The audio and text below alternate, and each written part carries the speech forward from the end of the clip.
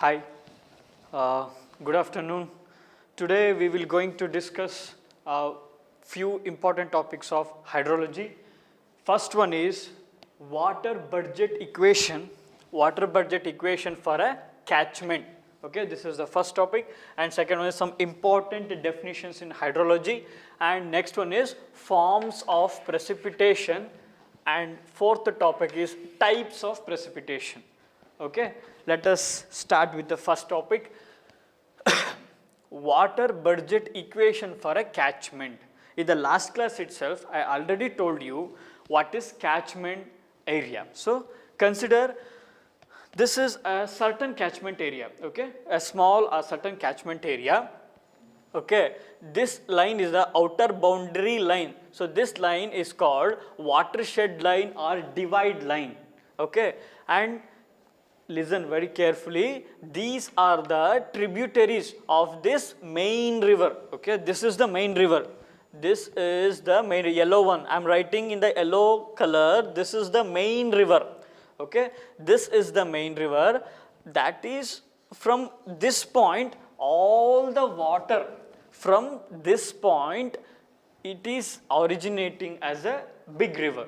Okay, all the precipitated water into this catchment.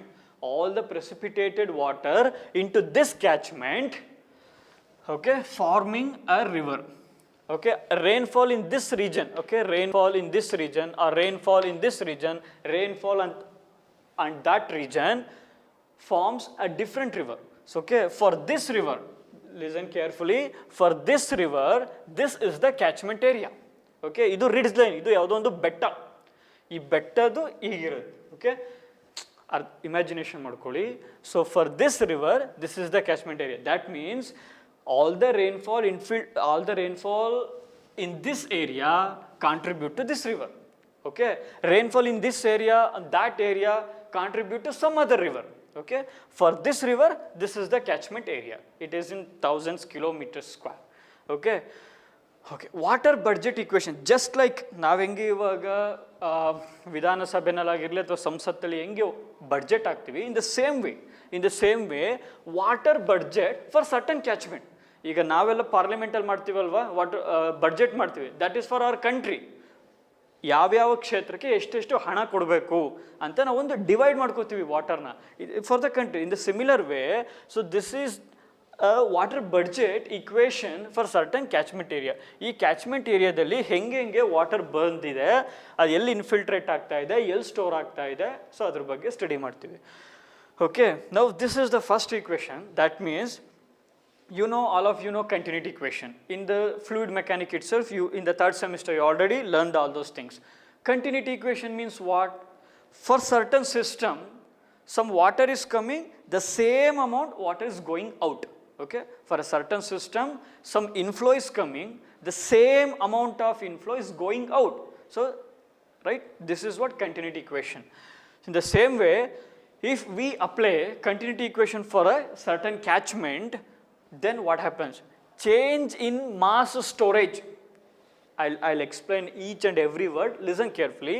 Change in mass storage. This is mass storage.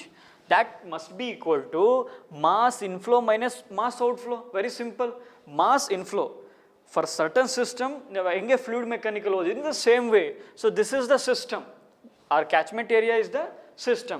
For this system, rainfall is coming. Okay, that is inflow.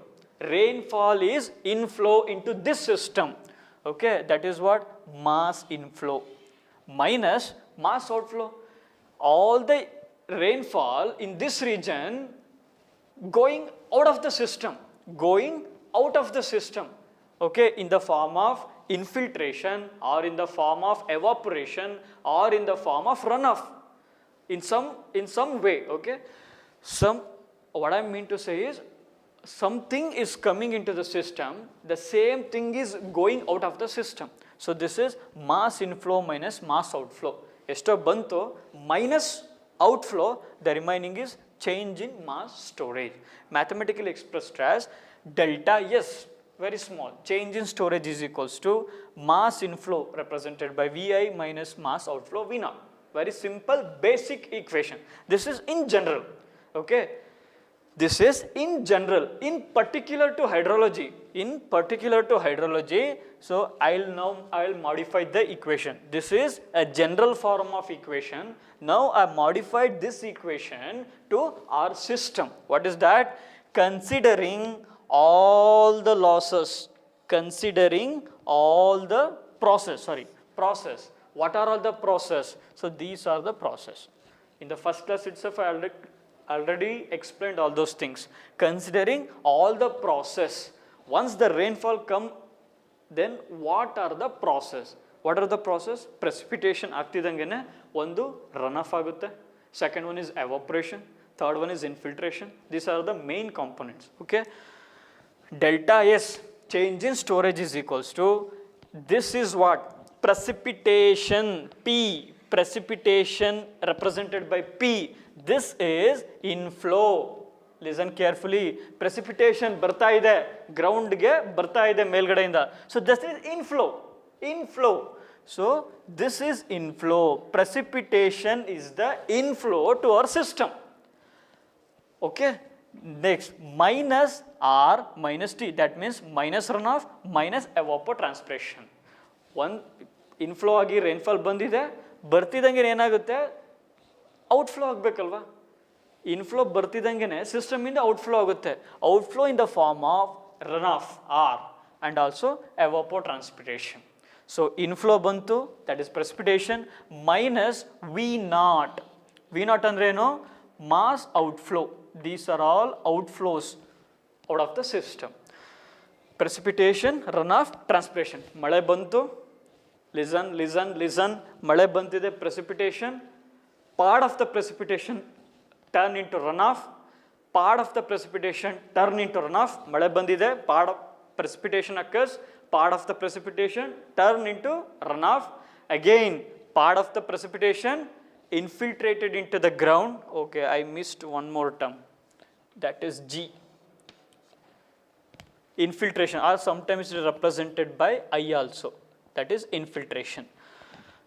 Precipitation, once the precipitation occurs, part of the precipitation go out of the system as a runoff, go out of the system as a evaporation, go out of the system as infiltration. ಮಳೆ ಬಂದಿದೆ, ಸ್ವಲ್ಪ ಹರ್ಕೊಂಡು ಹೋಗುತ್ತೆ, ಸ್ವಲ್ಪ ಭೂಮಿ ಒಳಗಡೆ ಇಂಗುತ್ತೆ, ಇನ್ನು ಸ್ವಲ್ಪ ಎವಾಪರೇಟ್ ಆಗುತ್ತೆ. So this is inflow and these are all outflow. Okay, this is in particular to our hydrology. Okay, delta S is equals to P minus R minus T minus I. Now, storage of water. ಇವಾಗ ಏನಾಗ್ತಾ ಇದೆ ಸಿಸ್ಟಮಲ್ಲಿ, some ಮಳೆ ಬಂದಿದೆ, outflow ಆಗ್ತಾ ಇದೆ. Okay, inflow ಬಂತು, outflow ಆಗ್ತಾ ಇದೆ. In between that some water will stored. Okay, storage of water ಯಾವ್ಯಾವ ಥರ ಸ್ಟೋರ್ ಆಗುತ್ತೆ ಸ್ವಲ್ಪ ಅರ್ಥ ಮಾಡ್ಕೊಳ್ಳಿ. Imagination is very important. ಮಳೆ ಬಂದಿದೆ, ಬಂದಿದ್ದ ಎಲ್ಲ ನೀರೂ ಎವಾಪರೇಟ್ ಆಗ್ಬಿಡ್ತಾ? ಬಂದಿದ್ದ ಎಲ್ಲ ನೀರು ಇನ್ಫಿಲ್ಟ್ರೇಟ್ ಆಯ್ತಾ? ಬಂದಿದ್ದ ಎಲ್ಲ ನೀರು ರನ್ ಆಫ್ ಆಯ್ತಾ? No. Only the part of the precipitation, not all the precipitation. ಮಳೆ ಎಷ್ಟೋ ಬಂದಿದೆ, part of the precipitation infiltrated into the ground, part of the precipitation evaporated, part of the precipitation turned into runoff.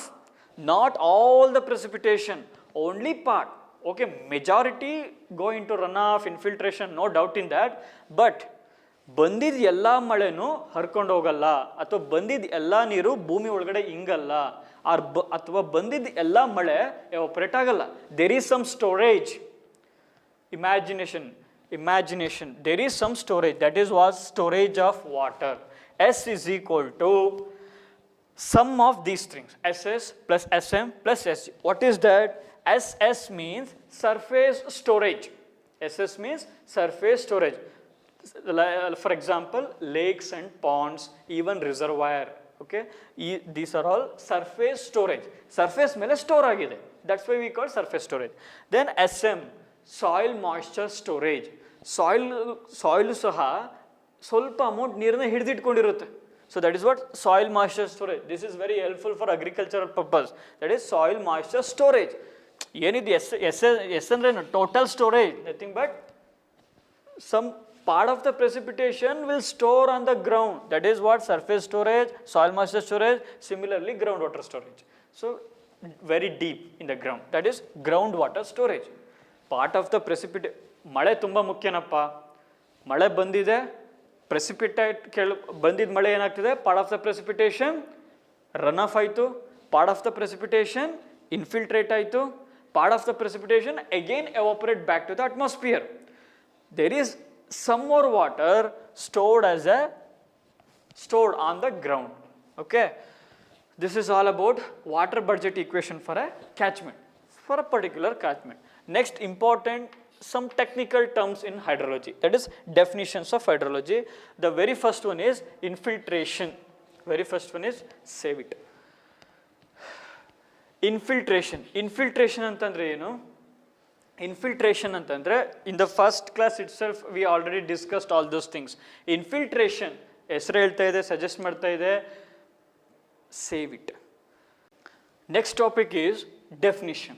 Okay, there are some important definitions. We must know all these things. The very first one is infiltration. In the first class itself we already discussed all about infiltration and all those things.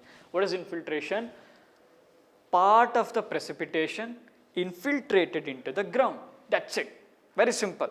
Infiltration means part of the precipitation infiltrated into the ground. In a simple word, vertical movement of the water into the ground. In a very simple manner, vertical movement of water into the ground. That is what infiltration. ಬಂದಿದ್ದ ಮಳೆನಲ್ಲಿ ಸ್ವಲ್ಪ ಭಾಗ ಭೂಮಿಗೆ ಇಂಗುತ್ತೆ. That is what infiltration. Okay. Here the very important thing is rate of infiltration. Okay. Rate of infiltration. Just imagine rate of infiltration. Henge rate of infiltration decreases with respect to time ಅಂತ ಹೇಳ್ತೀನಿ.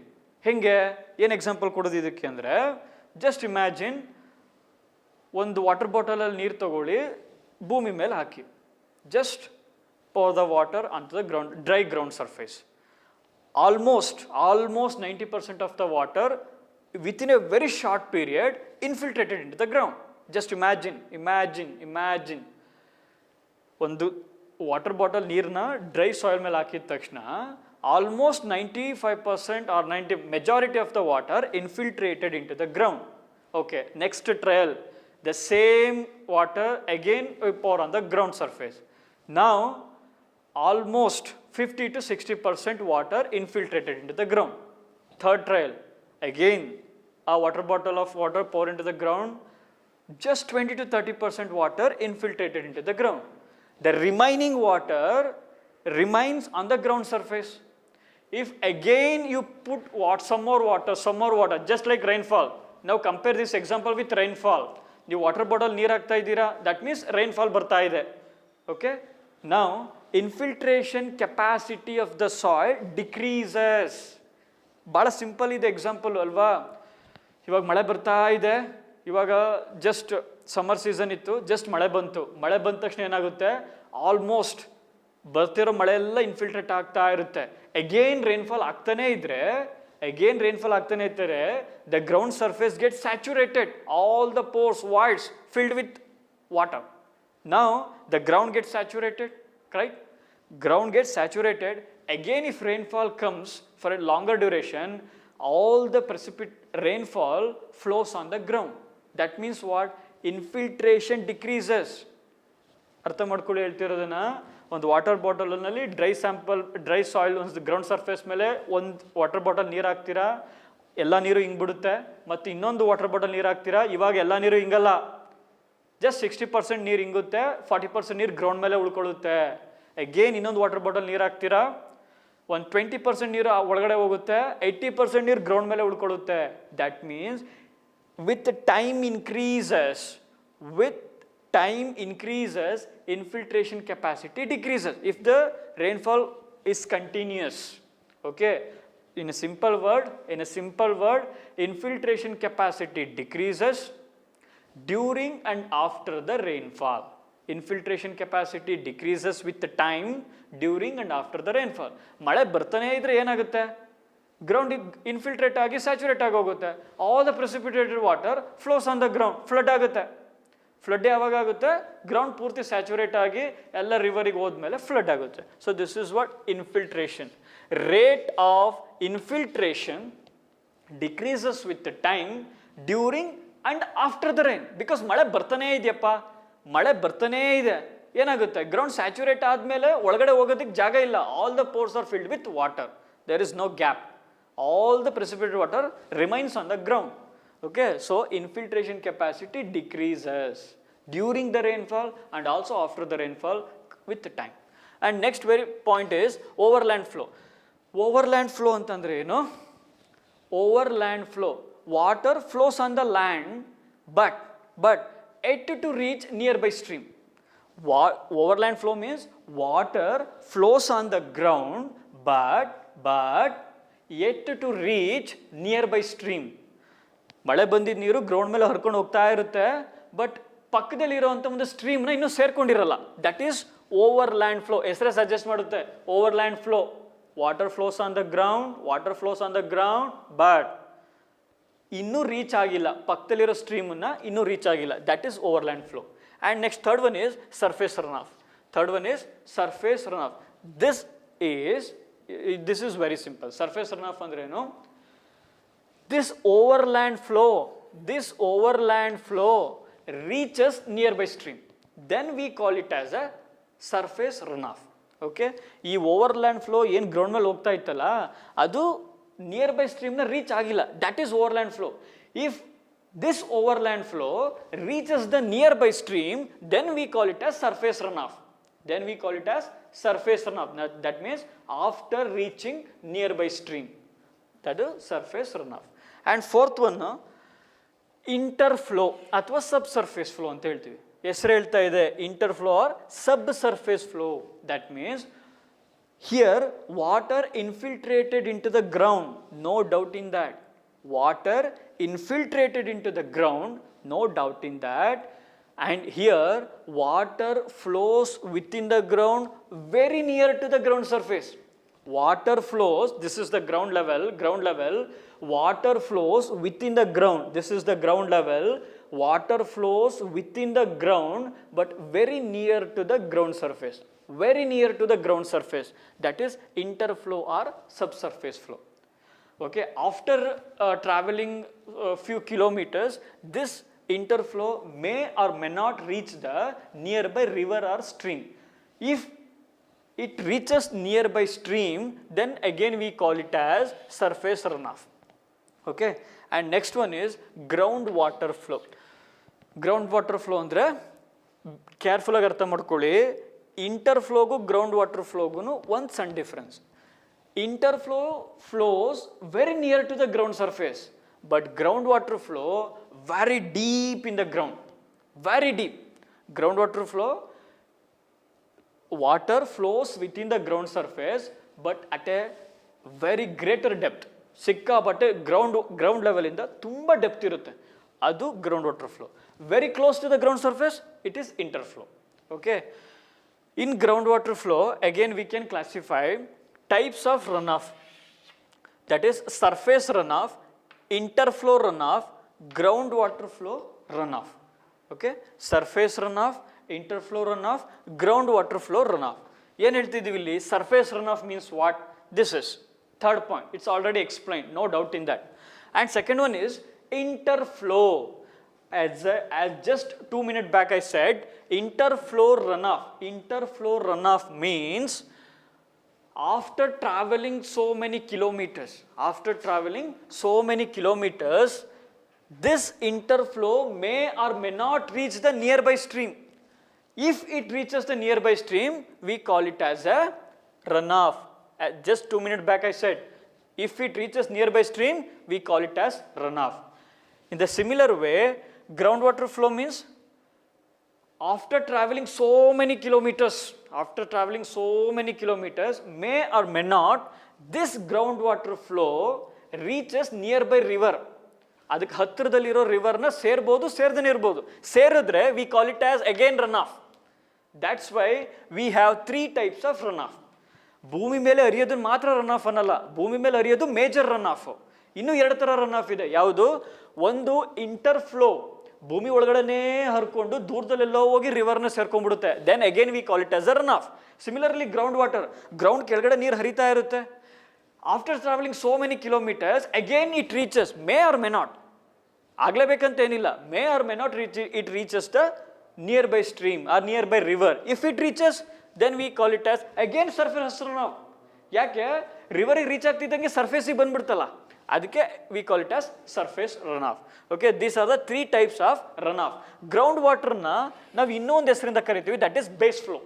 ಯಾಕೆ ಅಂದರೆ ಇದು very considerable ಡೆಪ್ತಲ್ಲಿ flow ಆಗ್ತಾ ಇರುತ್ತೆ. This is base flow. ನಿಮಗೆ ನಾನು in water resource management and also in fluid mechanic in the lower semester already taught these things. Base flow ಅಂದ್ರೆ ಏನು? Even during listen carefully, even during summer season, 10 ವರ್ಷದಿಂದ ಮಳೆನೇ ಬಂದಿಲ್ಲ, 5 ವರ್ಷದಿಂದ ಮಳೆನೇ ಬಂದಿಲ್ಲ, still we see some amount of water in the river. Just imagine 4-5 ವರ್ಷ ಮಳೆ ಬಂದಿಲ್ಲ, still we are seeing some amount of water in the river. ಯಾರು ಕೊಟ್ಟರು ರಿವರ್ಗೆ ನೀರನ್ನ? ಇವ್ರು ಕೊಟ್ಟಿದ್ದು, ಬೇಸ್ ಫ್ಲೋ, ಗ್ರೌಂಡ್ ವಾಟರ್ ಕೊಟ್ಟಿದ್ದು. Ground water is slowly contributing to the river. ಅದಕ್ಕೇನೆ ನಾವು ಬರಗಾಲದಲ್ಲೂ ಸಹ ನದಿನಲ್ಲಿ ನೀರನ್ನ ನೋಡೋಕೆ ಸಾಧ್ಯ ಆಗೋದು. ಬರಗಾಲದಲ್ಲೂ ನಾವು ನದಿನಲ್ಲಿ ನೀರು ನೋಡ್ತಾ ಇದ್ದೀವಿ ಅಂದರೆ that is because of ground water flow. Ground water is slowly contributing to the river. Okay, and next one is evaporation. Next important point is evaporation. Evaporation means a part of the precipitated water evaporated back to the surface. Atmosphere evaporated back to the atmosphere through the leaves and plants. Okay, through the leaves, plants. Adana ನಾವು evaporation ಅಂತೀವಿ. And this loss is compared to runoff and infiltration is less. This loss is less compared to infiltration and runoff, that is evaporation. Okay, here the important thing is humidity and temperature. ಹೆಂಗೆ relate ಮಾಡೋದು evaporation temperature ನ? very simple. Temperature increases, evaporation increases. Come on, this is you know very well. Temperature increases, evaporation increases, because the heat energy, water molecules get evaporated. If temperature increases, evaporation increases. Humidity na ಹೆಂಗೆ relate ಮಾಡ್ತೀರಿ? If the humidity is more or humidity is 100%, then there is no evaporation. Why? If humidity is more, then there is no evaporation. Because ಯಾವಾಗಲೂ ನೀವು coastal ರೀಜನ್ಸ್ಗೆಲ್ಲ ಹೋದಾಗ ಸಿಕ್ಕಾಪಟ್ಟೆ humid ಇದೆಯಪ್ಪ ಇಲ್ಲಿ ಅಂತೀವಿ. Y? Humid ಇದೆ ಅಂದರೆ ಏನರ್ಥ? The air molecules in the surrounding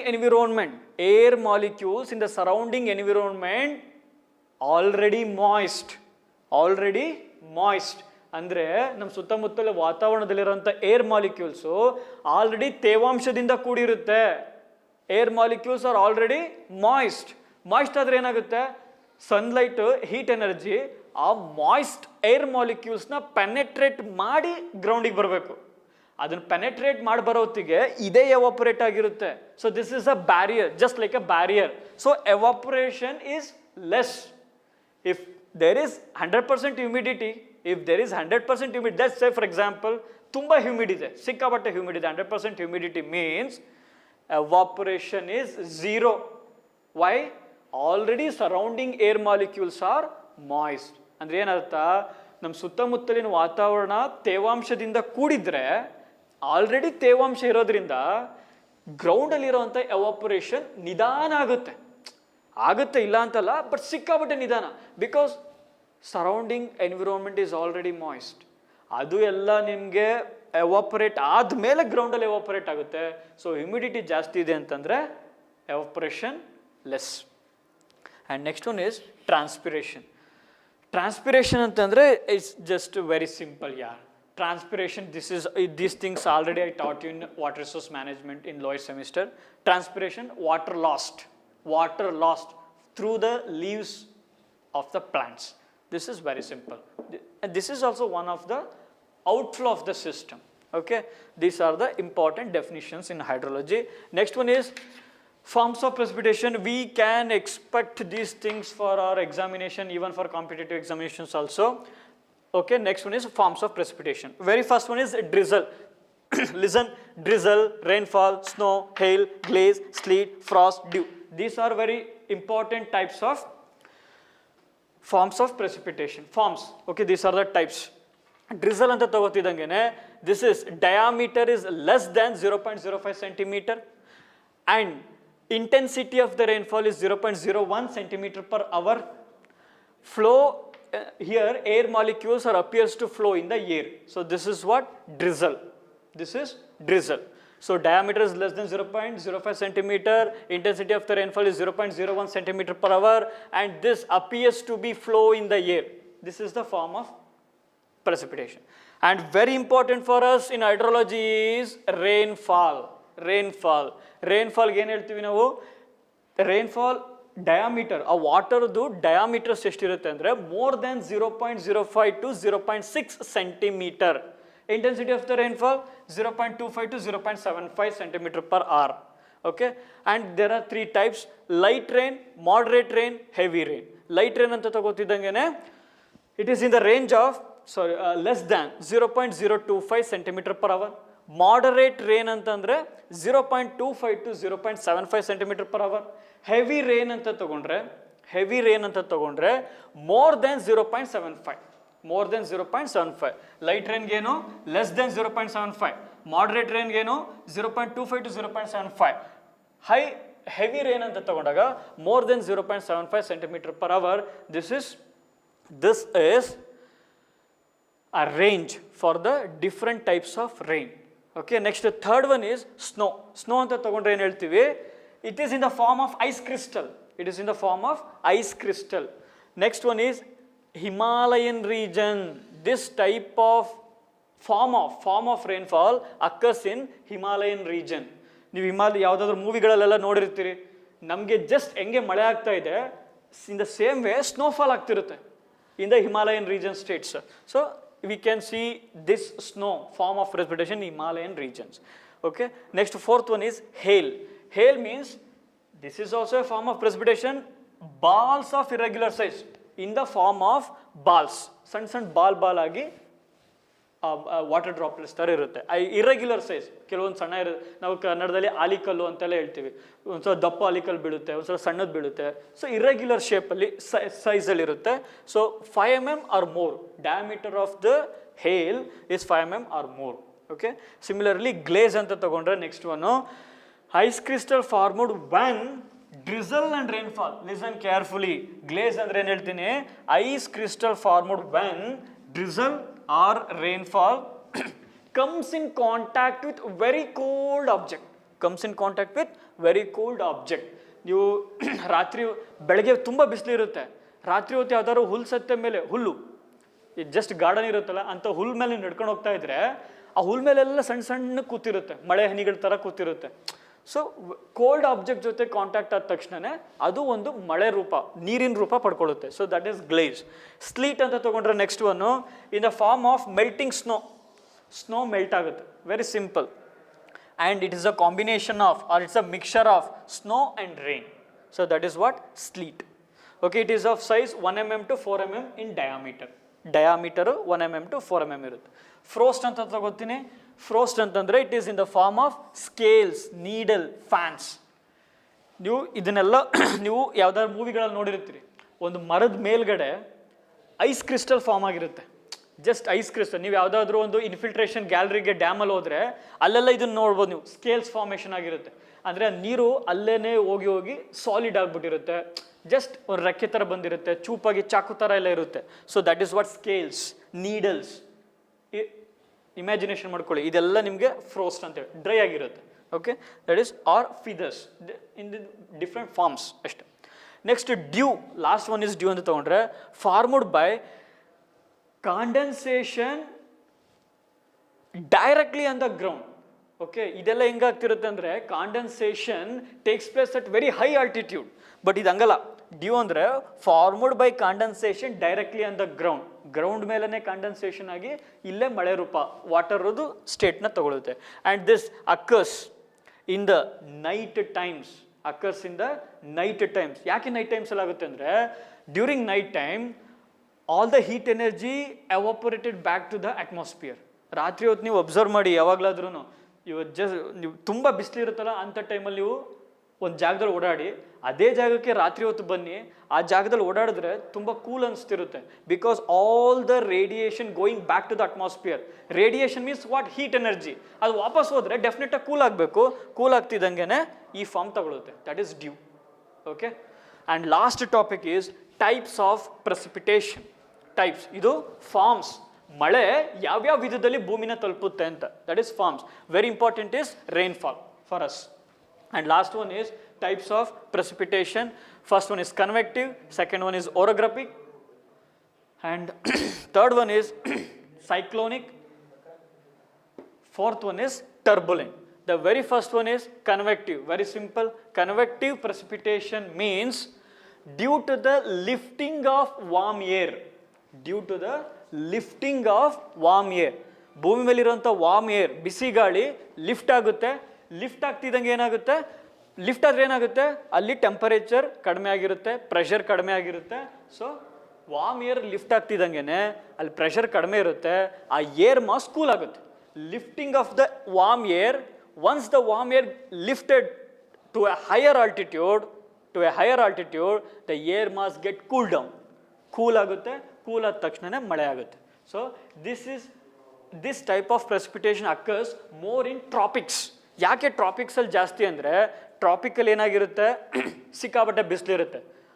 ಆ ಬಿಸಿಲಿಗೆ ಎಲ್ಲ ವಾರ್ಮ್ ಏರ್, ಬಿಸಿಲಿಗೆ ಎಲ್ಲ ವಾರ್ಮ್ ಏರ್ ಲಿಫ್ಟ್ ಆಗುತ್ತೆ. ಲಿಫ್ಟ್ ಆದ ತಕ್ಷಣ ಕೂಲ್ ಆಗುತ್ತೆ. You will get convective precipitation more in tropics.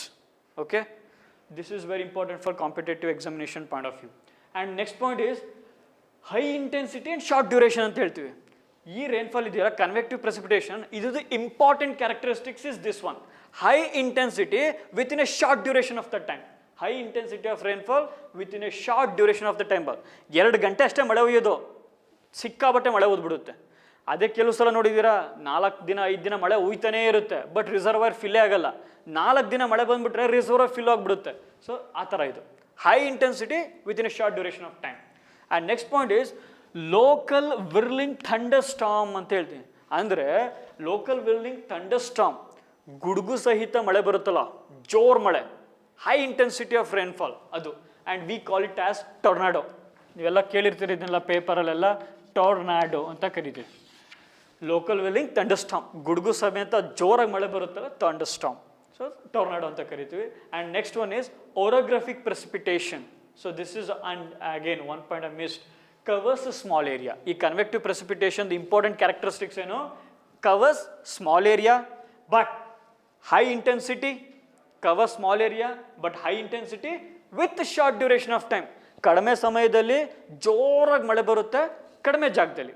So this is the characteristics of convective precipitation. And very important for us is orographic precipitation. Orographic precipitation, just see this diagram. Orographic precipitation means the air mass hit, strikes some natural barrier. Air mass hit or strike some natural barrier like hill stations. Hill ಸ್ಟೇಷನ್ಗೆ ಹೋಗಿ air mass ಜೋರಾಗಿ ಅಪ್ಪಳಿಸುತ್ತೆ, strike ಮಾಡುತ್ತೆ. Okay, hit ಮಾಡಿದ ತಕ್ಷಣ ಏನಾಗುತ್ತೆ? ಇಲ್ಲಿರೋಂಥ air masses ಇಷ್ಟರಲ್ಲೇ ಇರುತ್ತೆ. Listen, very carefully listen here. All the air masses lifted here and cool down, immediate precipitation occurs. Immediate precipitation occurs in the windward side. Okay, highest rainfall occurs in the windward side and very low rainfall occurs in leeward side. Windward side, leeward side. Windward side ಅಲ್ಲಿ ತುಂಬ ಮಳೆ ಆಗುತ್ತೆ. Because ಇಲ್ಲಿ ನೋಡಿ ಬೆಟ್ಟ ಇದೆಯಲ್ಲ, ಇಲ್ಲಿ air mass ಬಂದು ಸ್ಟ್ರೈಕ್ ಮಾಡಿದ ತಕ್ಷಣ ಇಲ್ಲೇ ಮಳೆ ಆಗಿಬಿಡುತ್ತೆ. So very low rainfall. ಇಲ್ಲಿ ನೋಡಿ ಮೋಡಗಳು ಬರ್ದಿದ್ದೀನಿ, clouds. Very low rainfall in leeward side, high rainfall in windward side. Okay, best example ಏನು ಅಂದರೆ ಚಿರಾಪುಂಜಿ, ಆಗುಂಬೆ. ಕರ್ನಾಟಕದಲ್ಲಿ ಅತಿ ಹೆಚ್ಚು ಮಳೆ ಬೀಳೋ ಪ್ರದೇಶ ಆಗುಂಬೆ ಅಂತೆಲ್ಲ ನಾವು ಓದ್ತಾ ಇರ್ತೀವಿ. ಇವಾಗ ಬೇರೆ ಇನ್ನೊಂದು ಹುಲಿಕಲ್ ಏನೋ ಚೇಂಜ್ ಆಗಿದೆ. ಸಿಮಿಲರ್ಲಿ ಚಿರಾಪುಂಜಿ ಇನ್ ಈಸ್ಟರ್ನ್ ಸೈಡಲ್ಲಿ ಬರುತ್ತೆ. ಇದು ಹೈಯೆಸ್ಟ್ ಪ್ರೆಸಿಪಿಟೇಷನ್ ಆಗುತ್ತೆ ಬಿಕಾಸ್ ಆಫ್ ಓರೋಗ್ರಫಿಕ್. ಅಂದರೆ ಏನರ್ಥ, ಯಾವುದೋ ಬೆಟ್ಟಕ್ಕೆ ಏರ್ ಮಾಸು ಸ್ಟ್ರೈಕ್ ಆಗುತ್ತೆ. So this is what orographic precipitation. And the third one is cyclonic. Cyclonic ಅಂದರೆ ಏನರ್ಥ, revolving air mass associated with cyclones. Associated with cyclones ಅಂದರೆ revolving air mass due to the pressure difference. Due to the pressure difference ಹೆಂಗಾಗುತ್ತೆ, on the earth itself one side getting heated unequally, means earth surface heated ಅನ್ಈಕ್ವಲಿ. ಒಂದು region ತುಂಬ heat ಆಗ್ತಿರುತ್ತೆ, like traffic, ಅಲ್ಲಿ ಸಿಕ್ಕಾಪಟ್ಟೆ heat ಆಗ್ತಿರುತ್ತೆ. Polar region ಕಡೆಗೆ ಹೋಗ್ತಿದ್ದಂಗೆ ಕಡಿಮೆ heat ಆಗ್ತಿರುತ್ತೆ. So because of that unequal heating, pressure difference created. So because of due to this pressure difference, cyclonic precipitation occurs. Okay, air moves into the LPA, low pressure area. Low pressure area ಎಲ್ಲಿರುತ್ತೆ, pressure ಕಡಿಮೆ ಎಲ್ಲಿರುತ್ತೆ ಆ ಜಾಗಕ್ಕೆ air move ಆಗುತ್ತೆ.